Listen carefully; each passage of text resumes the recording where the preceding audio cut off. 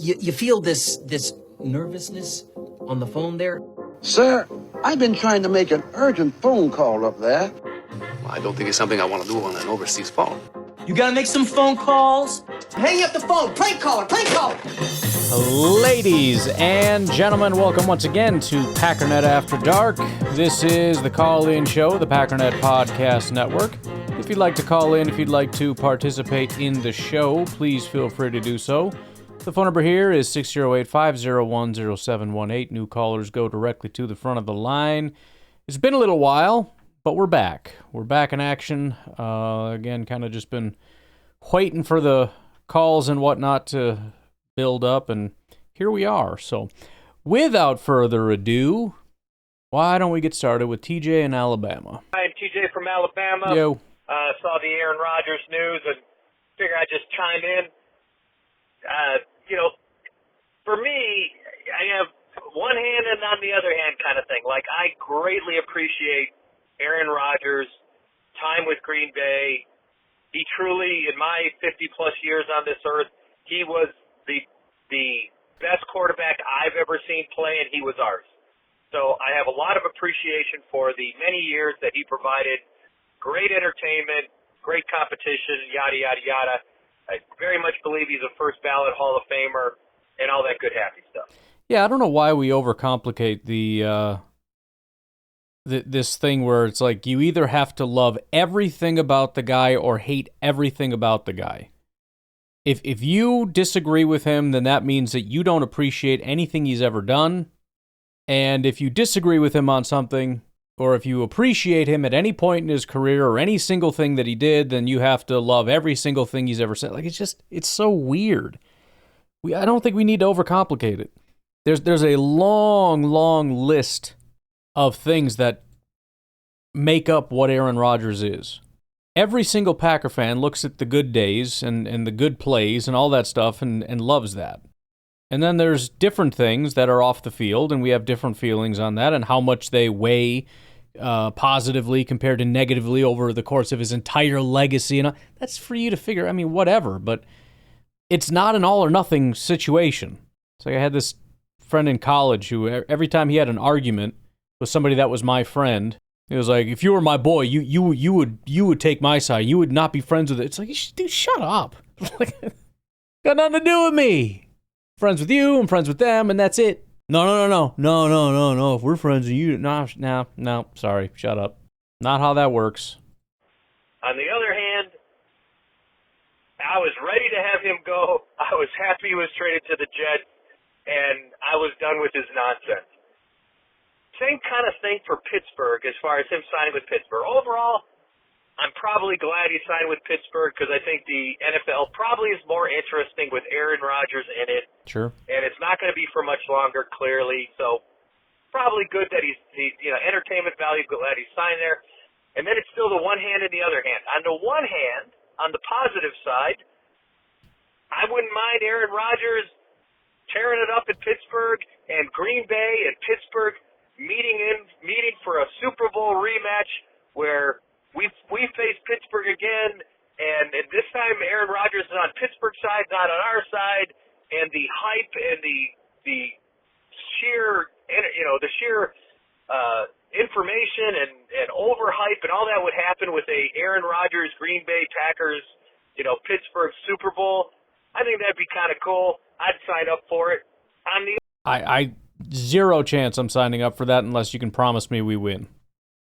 I can't stomach that. I can't stomach making it to the Super Bowl and then losing to Rodgers and having to deal with all the insufferable Rodgers people that want to pretend that, see, if we had just gotten Rodgers some help, Rodgers was the thing, and it was Gutekunst and LaFleur and McCarthy and Ted, everybody else was just holding him back, and this is the truth. I'm not dealing with that bull crap. I don't want Rodgers rewarded for all this nonsense that he's done. Listen, if he wants to go have a mediocre season in Pittsburgh, go have fun. But anywhere it intersects negatively with my Packer fandom, I have no interest in it. If you want to promise me that we beat Aaron Rodgers and the Steelers in the Super Bowl, fine. It does make a pretty interesting storyline. I'm not risking losing to Rodgers in the Super Bowl for anything in the world. On the other hand, maybe this is the evil part of me, is like, if you're not going to go crazy and be the Super Bowl, I don't want Pittsburgh to go 8-9 or 9-8 or whatever. Either like challenge for the Super Bowl or be a complete train wreck and have Mike Tomlin, who's never had a losing season until he signs Aaron Rodgers and he has his first losing season ever with Aaron Rodgers. I'm kind of hoping for one of those two extremes: Packers-Pittsburgh Super Bowl, or Mike Tomlin has his first losing season ever with Aaron Rodgers at the helm. That's it. Thanks, Ryan. Bye. Yeah, I mean it. I don't know. I'm okay with mediocre or terrible. So at least you and I intersect on the terrible. So I guess if that's the case, we'll both end up being happy. It's not that I necessarily want him to have the worst thing in the world, but there is an element of like, you ran your mouth and you thought you were so cocky and you believed all the hype. All the fans that said Rodgers is being held back, he believed that too. He believed that if I just had my way all the time, then we would just do nothing but win, and it just crashed and burned in the most historic way ever. If he goes to Pittsburgh and gets his way and gets DK and gets to play his style of offense and gets to do whatever he wants, and they fail again, I'm not going to be mad about that. See, maybe if you'd have just shut up and did what Matt LaFleur said, instead of just assuming, well, he's an idiot and everyone else is an idiot and I'm the smart one, I should be the coach and I should be the GM and I should decide who plays and I should decide who goes. Maybe if you didn't do that nonsense and didn't get so cocky and could have just stayed in the pocket and played along with the system, everything could have been okay. So again, mediocre, fine. Maybe even a short stint and then out in the playoffs, whatever. Losing dramatically, also fine for different reasons. Massive success going to the Super Bowl, only okay if they end up losing and don't go farther than us, meaning we would have to be in the Super Bowl. In other words, I don't want them to be more successful than us, period. Period, end of... I mean, they shouldn't be.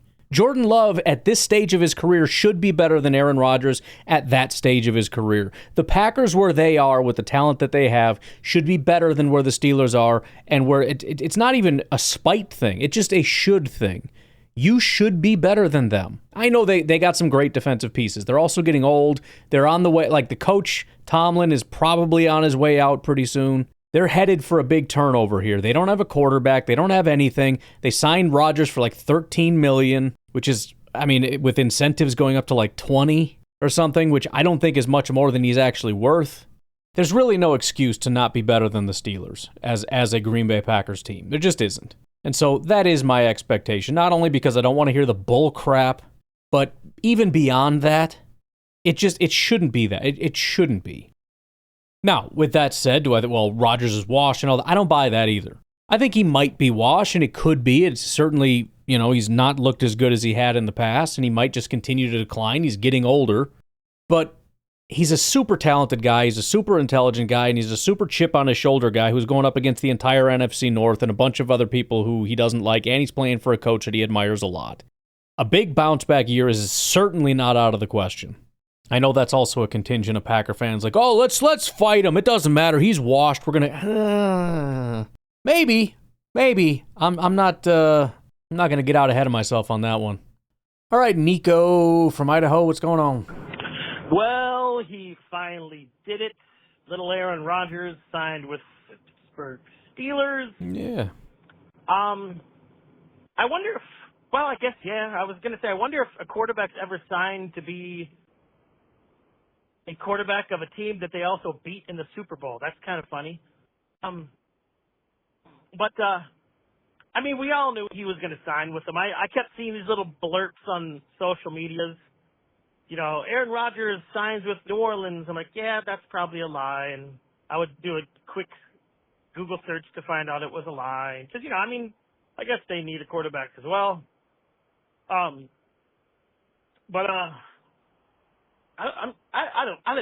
guess I'm glad to see him still playing. And I guess the reason why this I'm calling, so many Packers fans just hate him, and I don't get it. He was the dude who replaced my favorite football player ever in Brett Favre. And we were all there. Well, some of us were a little young.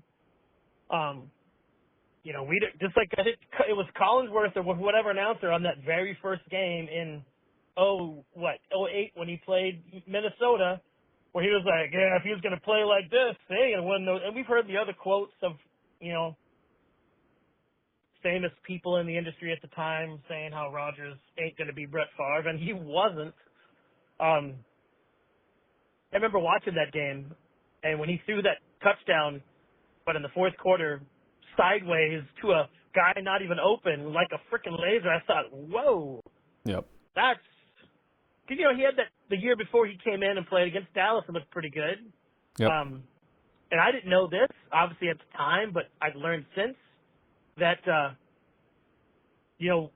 before Brett left, you had people going into the front office in Green Bay going, dude, let's cut this old guy. We got this dude named Aaron throwing lasers in practice, and we want him to be our guy. And, right. That stuff takes years to come out, but that's what happened, So, I don't get why people hate him so much. I mean, the only thing Aaron did that I didn't agree with, and I was like, dude, why you got to do that, is in 19 when he had that good year, and he even said it on the McAfee show, hey, I did the MVP, and I was like, man. So he used that as leverage to get a new contract. Even at the time, I was like, dude, just honor the contract because I think he was in the middle of a contract. It was like he just signed it, it's like.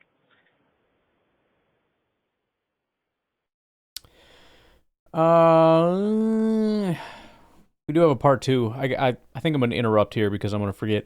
I think you got two kinds of Rodgers haters. Number one is me, which I wouldn't consider myself a Rodgers hater, but you could certainly put it in that category if you want, which is kind of like what you're talking about, which is from 2019 on, rubbed me the wrong way. It was the same with Brett Favre. I did not like the way you handled things. I don't like the arrogance. I don't like the way you thought you were more important than the team. I don't like that you took so much freaking money from the team. I don't like the arrogance. I don't like the fact that you stayed away from the team. I don't like the fact that you went to the president and said, I want the GM fired. I don't like the fact that you tried to get yourself traded. I don't like the fact, the big holdout, the attitude on freaking national television all over the place. He did that interview with his favorite reporter where he was all spiteful and everything. Whatever that guy's name, was a weird thing. He did the thing where he brought in Randall Cobb, who I love Randall, but he should not have been brought back. That was not a good addition to our team. All that stuff was bad. It was bad. It was a waste of our resources. It was a waste of our time. It was unneeded, unnecessary, and if you could have just been if you want extra money, fine. But you didn't need that contract. You certainly didn't need to take that contract and then come out and lie and say it was a team-friendly deal. You didn't need to do all that stuff. And that rubbed me the wrong way. And then the way it ended is, with him saying, he's not sure if he's going to retire, and he goes into his darkness retreat, and you're just sitting here rolling your eyes like, bro, just freaking, would you just make up your mind? And of course, most of us, very similar like it was with Aaron Rodgers, it's like, you have to go. Like, this guy needs to play. We're going to lose Jordan if you don't step aside. Like, we got to do something here. He's going to drag his feet. He's going to try to figure it out. And then he finds out the Packers were talking to other teams, and he throws a hissy fit, and he's like, I'm going to show them. And he goes on a big revenge tour, which is stupid because it's doing basic due diligence, and he's throwing a fit about it because how dare you, which is his attitude about any time you do anything to anyone he thinks is deserving of some special treatment, like all his friends. Again, he's fine with people getting cut every second. He couldn't give a crap about half the team getting cut, getting cast aside and all that. But certain people are special and should be treated special and should be given contracts just because they're special. The whole thing is stupid. It's obnoxious. And it got to the point where it's like, you got to go. Like, I'm sorry. This has completely ruined a great relationship. We need a breakup. It's time to be over. I'll always love the moments we've had. Those are great years. The last few years, you frickin' ruined it. It was very, very exhausting, very, very tiring, very unnecessarily toxic, and you need to go, and he did go. And I'm not rooting for his success. Again, when he retires and he comes back, great. In the meantime, screw you. Then, there's a much more simplistic, people are mad at his politics. That's it. And almost none of those people admit that's the reason, but It's very obvious that at the moment that certain things started being said by him, that he became the most evil person in the history of the world. Those are your two types, essentially, of Rodgers haters. I wasn't even paying attention, so I don't know where it cut me off. That's He all had right. just signed his deal, and then, yes, they drafted your replacement, which obviously you had a problem with. I don't think any of us would expect anything else. And you went out and had an MVP season. You know? I mean, I don't know. Again, everybody has replacements drafted at some point, no matter what, especially when you're getting old and everybody knows that's going to happen. How you handle it is what matters, and he did not handle it very well. Yes, he was nice to Jordan, and I'm glad that he was nice to Jordan, but he still held a grudge against the organization for doing it. In other words, he didn't look at it and say, I'm going to be a good person about this. He said, I'm going to be nice to Jordan, but I'm going to make everybody here's life a living hell for daring to draft my replacement. That's not the right thing to do. After 8-8 with in 18 with Massage Man, so I didn't like that he did that, and that's about it. I don't, and even then, it doesn't make me hate him. It's like, yeah, he just is playing the game, you know. And for all the people I know, I think you and I know Clayton has, for all the people get mad at a player for holding out, you should also get mad at an organization for just firing somebody. I mean, they signed that deal too. But I just don't. I'm not going to get mad at an organization for cutting a guy that should be cut. You know what I mean? Like, I don't see why that would be. Again, this is like the Aaron Rodgers thing of how dare you do this. I mean, you got to understand, a contract is what a contract is. It's like, well, that's not fair. You should honor the contract. Well, they are. If you cut a guy 3 years early, all those details are in the contract. Just because it's a 5-year contract doesn't mean you're guaranteed 5 years. That's why guarantees are in the contract, and it's different than everything else. The years aren't guaranteed. The total money isn't guaranteed. Just the guarantees are guaranteed. Nothing else is guaranteed. So cutting a guy after 3 years out of 5, first of all, they're not going to do that unless it's your fault, Mr. Player. And second of all, again, they're honoring the contract. They're following all the rules and the structure within. They're going to take a hit based on cutting you, and we're losing the player, all the stuff that comes with it. Fully acknowledge that. Everything is being honored and respected all the way through. I'm sorry if you thought that this was actually going to be a full 5 years fully guaranteed. If that was the case, it would have been in writing. You know what I mean? So no, I absolutely would never get mad at a team for doing the right thing in the right way. Now, if they did it out of spite, like a lot of players do, if Brian Gutekunst is like, well, this is actually a really good player, and it's going to be financially devastating for us to cut the person, but I'm mad at them and I don't like them, so I'm going to do it out of... Yeah, of course I'd be mad at that, but guess what? That doesn't happen. Because for some reason, we're holding GMs to a standard of being adult human beings, where players sometimes we look at as little children who can throw temper tantrums, and we go, well, I understand that. I don't understand that. Be a freaking adult. Understand why people hate Rodgers so much. Because like I said, he replaced my all-time favorite quarterback in Brett Favre. And if you had the pleasure to be a Packer fan during those Favre was years, amazing. you saw magic every Sunday. And between the two, and it's hard, I mean, it's like picking your favorite kid. Rodgers, I think, was a better quarterback, and it's probably just because it was my childhood. I don't know, but there will never be a greater quarterback than Favre in terms of just having fun. He was the most fun. Every Sunday was fun. It was awesome. So I enjoyed Favre a lot more than I enjoyed Rodgers, but Rodgers was a much more technically proficient quarterback. Magic in a way you'd never seen before, because he was just some podunk hick out there, Right. telling jokes and, throwing interceptions and smiling and going back and then throwing it. Just no one did it the way Favre did it. And Aaron replaced that guy, and I loved him even better because he really is a better quarterback. Yeah.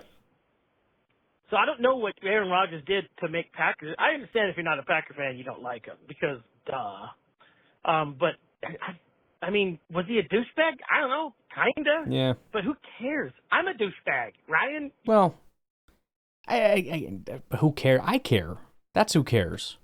I mean, it's same with the guys in the locker room currently. If guys become toxic in the locker room and start causing serious problems, and by the way, none of them to the magnitude that Aaron Rodgers could, when he can take the entire team, behold, that contract, nobody wields that amount of power to exact that kind of blood from a team.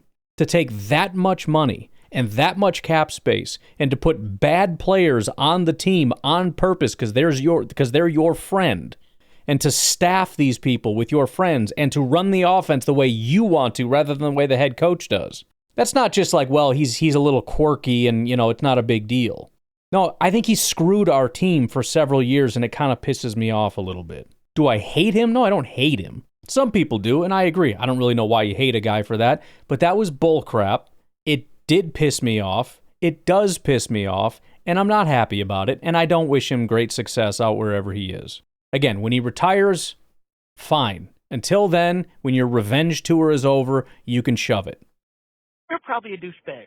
The people that doesn't like or that don't like Aaron Rodgers because he's a douchebag, they're probably douchebags, right? The only problem is that when I'm a douchebag, I'm just a douchebag to me and the people standing next to me.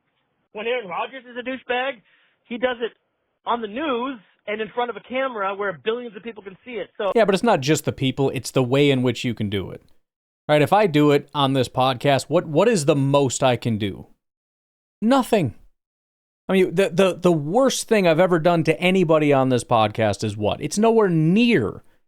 I mean, nobody in that building is even listening to me, much less consuming salary cap and putting bad players on the team and everything else. I mean, we lost seasons because of that guy. It's not just like, oh, I made an off-color joke and the person next to me was offended for 15 seconds. Very different orders of magnitude. He ain't never done anything I haven't done. That's not many true. Times. That's not true. He has held out for millions of dollars. I haven't quite done that yet. Correct. But it's like I still don't get it. I don't think he did anything detrimental to the team For a couple of years, he did. I don't get since 2008 to 2022, he gave me countless joyous memories. And again, those were good, and then after that was bad. And that's the distinction, right? They're two different things. From this period to this period, he was great. From this period to this period, he pissed me off. That's it. Of us just trouncing people, comebacks, amazing throws, won a Super Bowl, which is still really hard to do, and I don't care that he didn't win 2. I would have loved it if he won 5, but he won 1, right? I just don't understand the hate. So anyways, I hope he goes out there and slings it. No. And beats all them NFC North teams he plays, and any other NFC team, please beat them down. I don't know if Steelers are any good. I mean, I do want him to beat the other NFC North teams. I mean, he does play us, and I hope he doesn't beat that team. But I'm with you insofar as beating all the teams that we need to lose. And that's got really nothing to do with Rodgers. I mean, I guess it does have a little bit to do with Rodgers. There's rankings to these things, right? As much as Rodgers annoyed me for that period of time, it's not to the same degree that the Lions, Bears, and Vikings annoy me. So Rodgers coming in with his revenge tour and eviscerating the Bears, Vikings, yes, that will make me happy. I'm not going to be sitting there going, ugh, you got to win. No, that's going to be awesome. Going to love that all day, every day. Screw you. Watching Bears fans go, oh no, it's Aaron Rodgers again, and just get I want it so bad. I need it. But am I just outright rooting for him to have a great season and thrive and win a Super? Heck no. No. I mean, listen, at the same time, if this is just about I love football and I want to play, good Godspeed, bro. Go have fun. Go knock yourself out. I'm just looking to screw around for another year and whatever. Yeah, great. Have fun, buddy. But again, that's for the Steelers. That's their problem if they want to entertain that. As a Packers organization, somebody that wants to have a serious football team that has serious aspirations, not just for a little like fling of maybe making the playoffs, but actually long-term sustained success, not a good plan.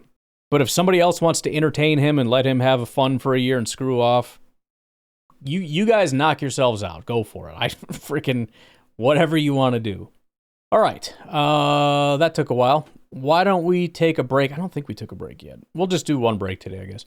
And we'll come back with Drew in Green Bay.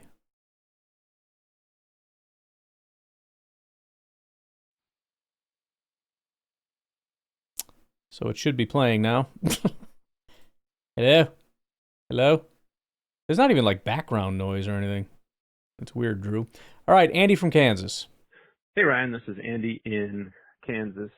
I finally got around to listening to the Packernet After Dark, where I called in a bunch of times about the playoff structure, possibility of changes and whatnot. And I realized that it came off very poorly, meaning I did not do a very good job explaining my thought that I thought, well, I want to continue. I wanted to continue being a part of Ryan Schlip's football fan show for football fans, so I better call and say that I was sorry that it didn't.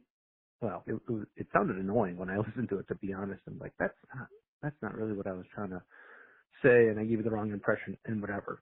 I don't want to dive all the way back into it because it was a whole bunch of calls, but essentially what I was trying to say was the NFL should just make changes because a different playoff structure could actually be better.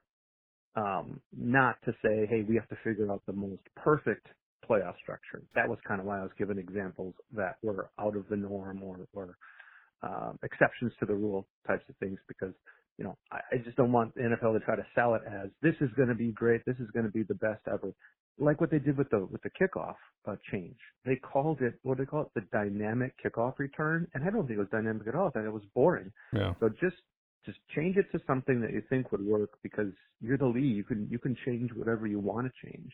And I think it would be exciting because it would be new. It would solve some of the issues. And I just think that a league should be constantly creative. That was the point I was trying to get across. I got you. I came across as, I don't want it to change. No. I don't need it to change, but I think that it could be quite a cool thing to make a change here and there. It's kind of been the same for a while, and it's refresher time. All right, I'll call back. Yeah, I get what you're saying. Trying to think back a little bit onto everything you were saying, but yeah, the NFL right now doesn't seem to have any interest in selling it at all. I don't think they really want it, but I get what you're saying in terms of just embrace it for what it is. You don't have to oversell it. Could even do like they've done with numerous things and just say it's just a 1-year thing. We're just gonna try it. If it sucks, we won't do it. I don't know. Ryan, it's Andy again. You had a recent episode about Jordan Love. Is he or is he not regressing? I think the short answer is yes, but I think the long answer is no. What I mean by that is you really can't look at last year and say something wasn't clicking. I really do think injury had a lot to do with it.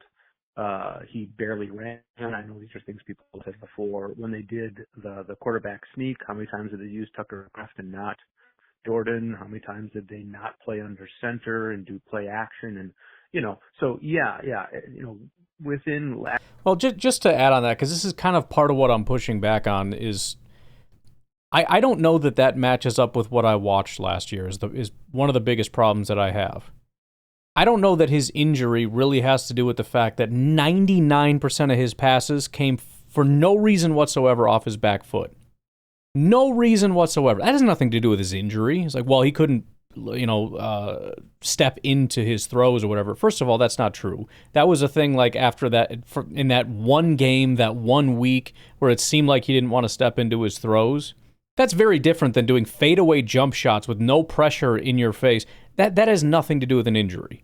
So I think to some degree the injury plays a part in it, but there are a ton of very serious issues that I saw that I think just saying the injuries had to do with it, I don't really buy it. I think the injuries played part in it, and even like the under center thing. Like why didn't they do more? I don't think the Packers want to. Right? That was kind of the question before with the Packers tried to ban the tush push, and all these teams don't want to do the tush push. Why? Because they don't want to run Jordan. It's not because, he was hurt, so we don't want him doing it. No, they don't want him to get hurt, so they're not. So I don't think that really changes. Whether or not they're going to run the Tucker Kraft sneak, I don't know. I think they probably should, but that's not really a Jordan question. So that was kind of my bigger question, I guess, is what percentage has to do with the fact that he was hurt? And I think we're putting way too much on the injury. I think it has some to do with it, but the biggest issue I saw is that his footwork was crap and his accuracy was crap. And I think that those two things are tied together, and I don't think the injury really played as much into his footwork as people would want to believe. Again, if you had some expert who was looking at it and saying, see how he's not pushing off of his back foot, that's because, fine. But leaning backwards and just not putting any weight on your front foot and just throwing these things, which by the way, They do that stuff all the time, and that's like Aaron Rodgers does that. And all that's kind of like the I'm trying to be cool throw. I think this is a lack of fundamentals more so than anything else, which doesn't mean he can't fix it, but I don't think it's one of those now that his leg isn't hurting or whatever isn't hurting that, boom, it's just fixed. I think there are serious issues outside of the injury that he has to very forwardly address, or else this problem is not going to be gone. And I guess that's kind of my concern, is I don't think it's just magically fixed now because he's not hurt. I think that there are issues that have to be addressed. We know he can do it, but we're not there yet until we're there yet, I guess, is, if that makes any sense, what I'm getting at. This year compared to 2023, there is a regression. Now, if somebody thinks of the word regression as having a bad season which points towards the future of more bad seasons, then I would say no, it's not a regression, because I don't think what happened last year is an indication of what 2025 is going to be like.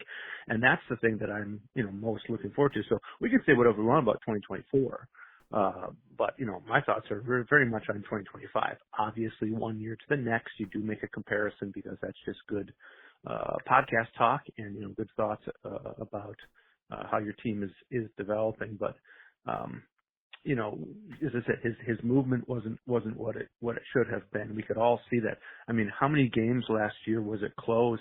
And at least on my end, I thought, I don't think Love can mount a comeback, because I can't see him like physically holding up against, or at least in the way that he wants to really move and flow, and I don't know how much it messed. Well, that's the other thing. First of all, I've never had that thought. I never once thought, boy, I just don't know if he can make it through this. Maybe, again, that one game, the first game back from injury where they rushed him back, where it seemed evident. I don't remember watching a single other game where I was like, oh, man, he looks really hurt. But beyond that, we put a lot into this whole mobility thing. How often does he take off and run? How many games did we win because he took off? I mean, it is a pretty rare thing. He's not Lamar Jackson. So again, it's a minor thing that can add a little bit here and there. It's not going to move the needle as much as we need it to move. His accuracy, which might have led his receivers to not have connection. I mean, I know those sound like excuses, but if he wasn't practicing the normal way, and that's the reps that he was getting sure. with his receivers in practice. And that is, to me, that's a compelling reason also. I mean, practice does matter. And if you're holding him out of practice, which they did several times, I don't remember how many times, but they hold him out of practice and then throw him in on game time, that is going to make a difference. It's going to make a difference on your fundamentals and working with your receivers and all that kind of stuff. Shouldn't make as big of a difference with fundamentals, but it will, because you're not drilling it over and over and over into your head. You're not running the plays. You can sit in a classroom and say, these are the plays we want to run, but actually getting out there and running them over and over and over again, getting the timing right with that I 100% acknowledge that makes a difference. Obviously work quality, and then that generally reflects, in a game scenario. So yes. I just didn't think that there were many games last year where it's like, well, put it in Jordan's hands. He's got this. It was mostly like, I don't know if he can do this kind of a thing. I guess we'll see. Well, again, I felt the same way, but I never thought of it in terms of an injury problem. It was just sort of I don't believe in Jordan Love and his ability to play. And whatever the reason for that is, maybe it's the injury, maybe it's not, I don't know. I just saw it as bad play, and he's not a good enough quarterback right now to get this done. Thankfully, we got a running back. Yeah. This year, you can see that his footwork is good. I know there's been brief, clips of that with OTAs and whatever. But if his base is good, knee and whatever is fine. 2024 is going to be a blip on the screen, and we're just going to get right back to it. All right. Bye. Well, there should be no reason. I mean, he can do it. It's not like he spent a ton of time building up these bad habits. He's always going to have a couple bad habits. He's a gunslinger type. He's going to throw some throws he shouldn't throw. He's going to make some weird arm angle throws that are unnecessary. That's just the nature of the business. It's kind of a Brett Favre thing. You take the good with the bad. My issue was it was every freaking throw. He just never used good fundamentals. I'm obviously exaggerating, but I mean, it was terrible, the rate at which he just threw with good fundamentals and threw accurate passes. The amount of times we came on this show and talked about whether or not it was the receiver's fault or Jordan's fault, because it was at least a question. because the ball wasn't where it was supposed to be. Well, he should have caught that. I know, but instead of throwing it out in front of him where he could keep running, he had to stop and twist his body around and turn to the point where even if he did catch it, he's going to get popped there instead of being a 15, 20-yard gain or something. Like it got to be tiring. Can you not ever just throw an accurate pass? Again, there's a difference between catchable and on target. I think a lot of Jordan's passes were catchable. I think a very, very small percentage were on target, and that was a problem. And so I'm hoping that he has more time to work with his guys, get the timing down. I hope that these, like I've said 1,000 times before, another issue is you never really know who's the guy's going to be. So one week we're building a plan around Tucker, and next week we're building it around Christian, and then Christian's hurt. All right, let's build it around Jaden because he's really popping off. Well, never mind, Jaden's. All right, let's do Romeo. Well, Romeo's just sitting out this week. Oh, frickin' okay. How about Wicks? Let's build an offense. You know what I mean? Like all of these things are problematic. If we can just have an offense, that's one of the benefits of having like a Devontae, and we're hoping that Golden can kind of be that guy. But when you have a Devontae, you know the offense is built around Devontae. It doesn't mean the ball goes to him every single time, but you understand this is your guy. This is the guy you're probably reading number one just about every time. And so you're used to this offense. This is our offense. This is how we run our offense. That's one, that's two, this is three. There's, we got the tight ends doing this, we got the running back doing that. And it's the same consistent thing over and over again. We've struggled with consistency, and that's true for every team, but I think especially this team with the injuries and with being a young team and everything else, I'm hoping we can get into like, okay, this is our offensive line. These are our receivers. These are everybody's roles in this offense. And now let's go. And let's practice and let's build off of that. And that's that. But again, am I going to just say that, well, Jordan's feeling better, so it's fixed? I'm not. I need to see Jordan playing with good fundamentals and playing. And so far he has, right? It's like 60% speed out there, so it doesn't mean anything. But it's encouraging that so far it seems to be going that way. And I think Jordan's going to take it to heart. I don't see any reason to believe that he's so arrogant as to say, I don't care, I'm not doing it. I think the only question comes in when it's game time, he gets that adrenaline going. Is he just going to go out there and start playing buck wild backyard football? He's got to have a thing where there's a switch in his brain where he's able to kind of override that crazy. Because he's got some crazy in there where he's like, I can do it. I can make that throw. I don't need to plant my feet. I'm just going to sling it. I'm going to do crazies. Like there has to be an override where it's like, no, put your foot down, drive into the throw. You can do this. I know you believe you're superhuman, but you definitely can do it. You are Superman, granted, but let's just not be Superman today. All right. Ryan, it's Andy again. Mike Hebring called and talked about his dislike for international games, and philosophically, he's right. Why should we be doing this? Yeah. Obviously, it's for the money part. So he's totally right about that. I was kind of fooled into thinking that last year's game in Brazil, that the Packers playing on an international soccer field in a country that obviously is crazy about soccer, that the field would be just fine. They obviously have quality fields. They got a league down there that's top in the world for their sport. But what I didn't take into account is the fact that very different sports. They're superstars, and I looked up some of these, like Messi. Messi's 5'7" and 140 some pounds. Cristiano Ronaldo is one of the larger players. You can tell he's one of the larger players. He's 6'2", 183. And then I think one of the Brazilian players named 5'8" or something like that. So just the size of the guys. Sure. I know some of those guys are kind of past their prime. And also the physicality.